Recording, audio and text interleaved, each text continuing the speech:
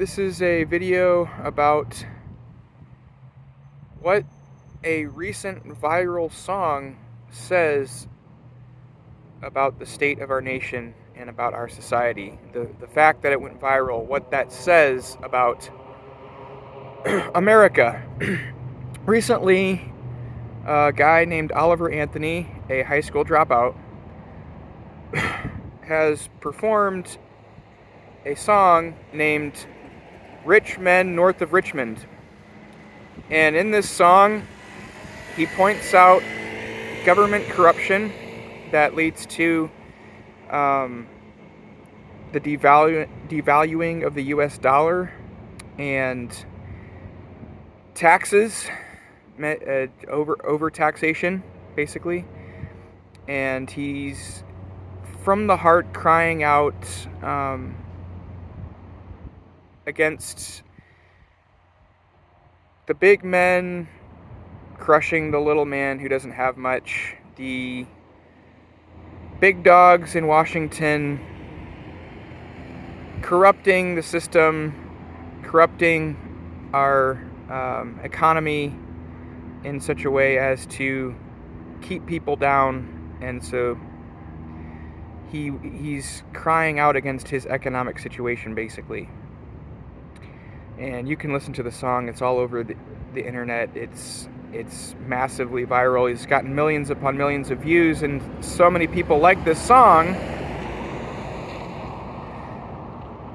at least partially because the song resonates with them.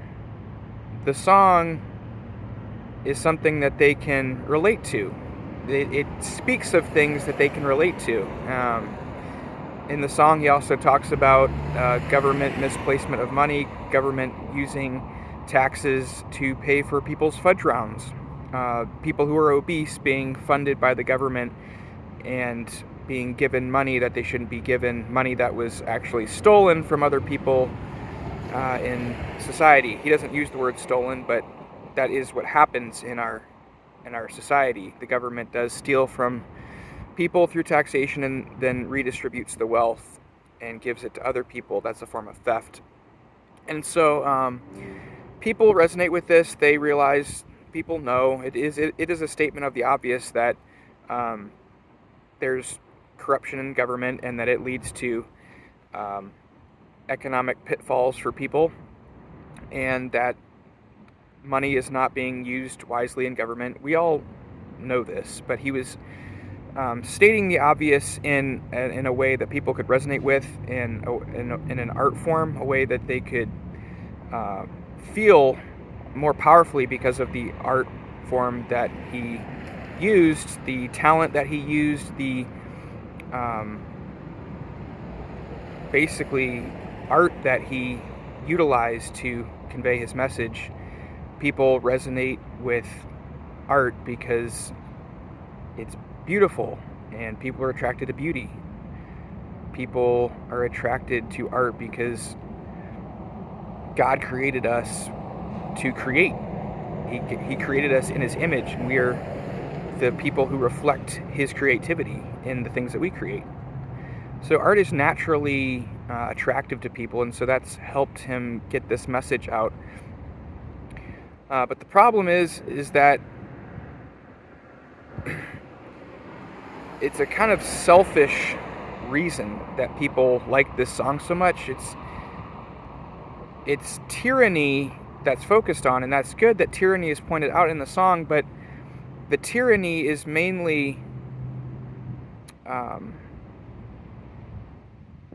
tyranny that's against the singer himself, that he has a problem with because it affects his economic situation. But it's not tyranny against the people who are being mass murdered inside killing facilities and in U.S. homes across the nation.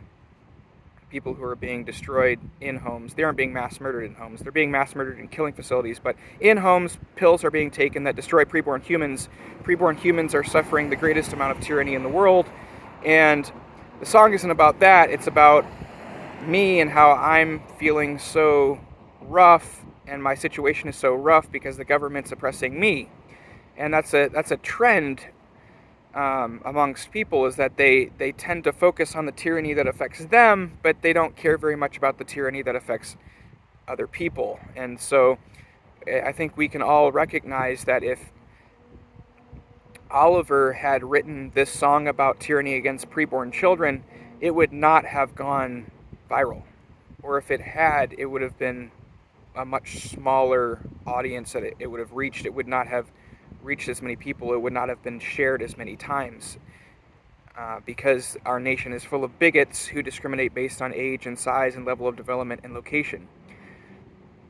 And so what this craze over this song demonstrates is that we are a people who are willing to clap and laud the crying out against tyranny that happens. People are ready to embrace those who cry out against tyranny, but usually it's only tyranny that affects people's situation, their economic situation, their ability to benefit and prosper.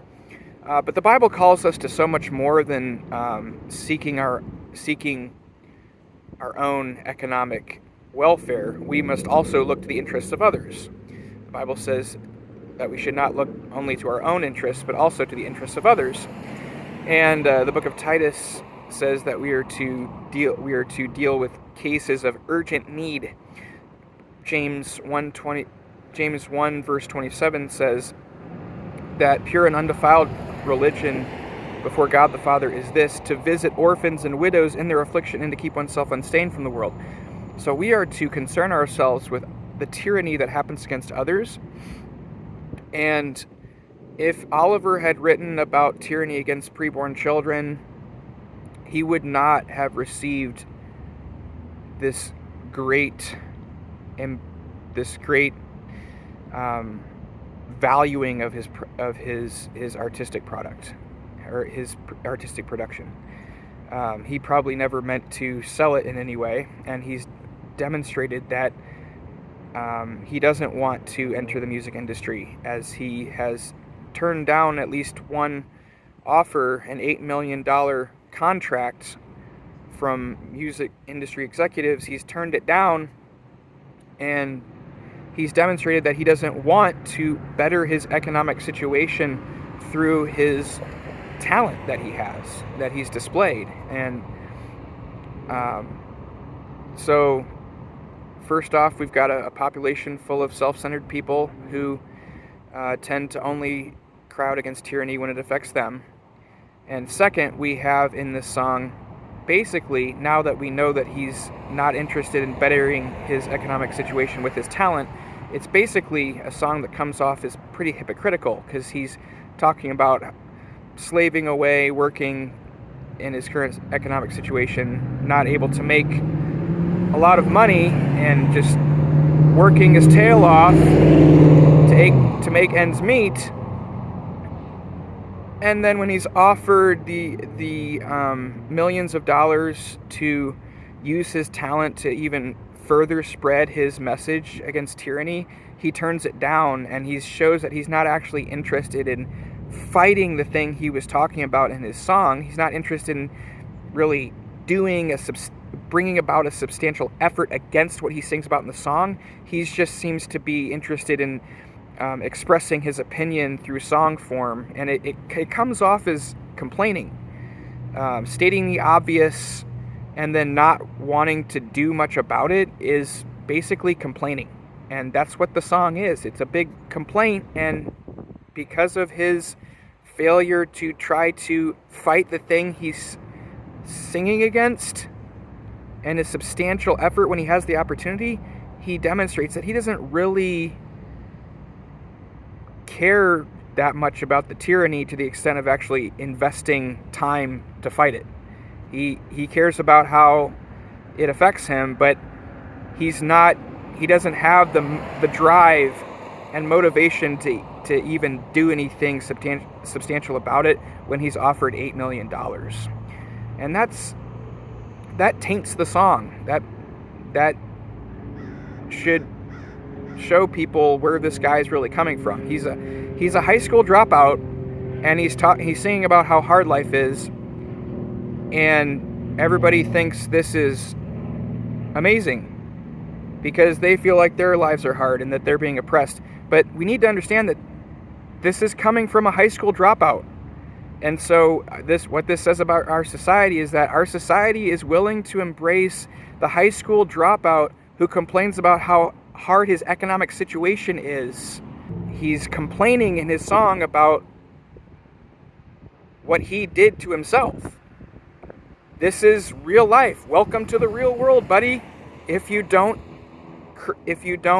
gain a skill, a valuable skill as a man in this world, you will not be able to make a lot of money if you don't gain a valuable skill. This guy has worked in the paper mill. I think he called it a living hell. Well, yeah, that's what life is. I don't believe he said that in the song, but he said this elsewhere. I mean, that's what life is when you drop out of high school and you don't gain a valuable skill. And we live in a culture that will embrace a man who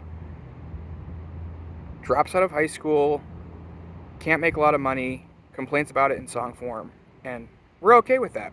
It's just, hey, because I like the music, I like the art, it resonates with me, I agree with his message to some extent. Therefore, we'll just call him a great guy, and this is awesome. Let's celebrate this.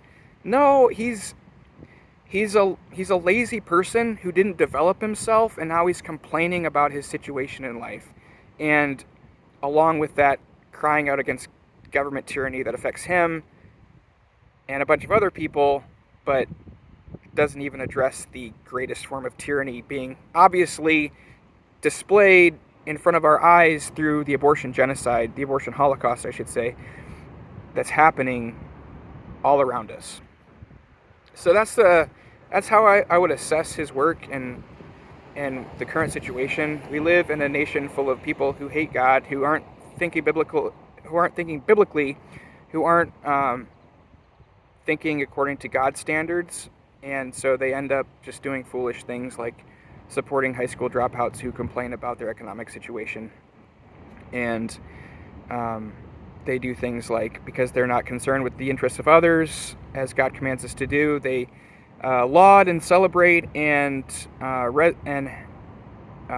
promote work that targets the tyranny that affects them, but they won't do the same thing when it affects the most innocent and helpless and endangered among us.